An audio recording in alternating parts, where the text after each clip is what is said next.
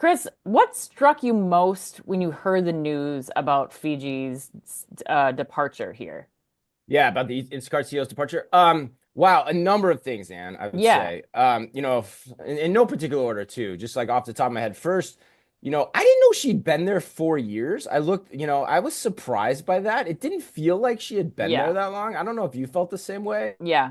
Um, and that kind of brings me to my second point, which is, secondarily, like I still question if Instacart's in a better place than when she took over. I know that that's Really? how they're spinning it in the media. Yeah, it's just kind of the gut feeling that I have Okay. because I don't know. I've never been bought in on the operating system for stores, maybe for the regional grocers, I guess, but there's a lot of competition in that space too.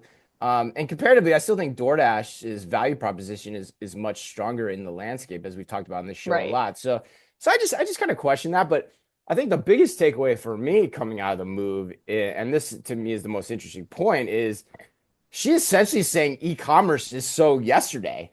And she's saying I'm jumping feet first into everything AI. Yeah. And that's a point that's really telling and that I think all of us need to come to terms with, that you have someone who is smart enough to be at Meta, on the upswing, then went to Instacart, kind of, quote unquote transform them, while the transformation is, debatable, and is now jumping into the AI pool. Yeah.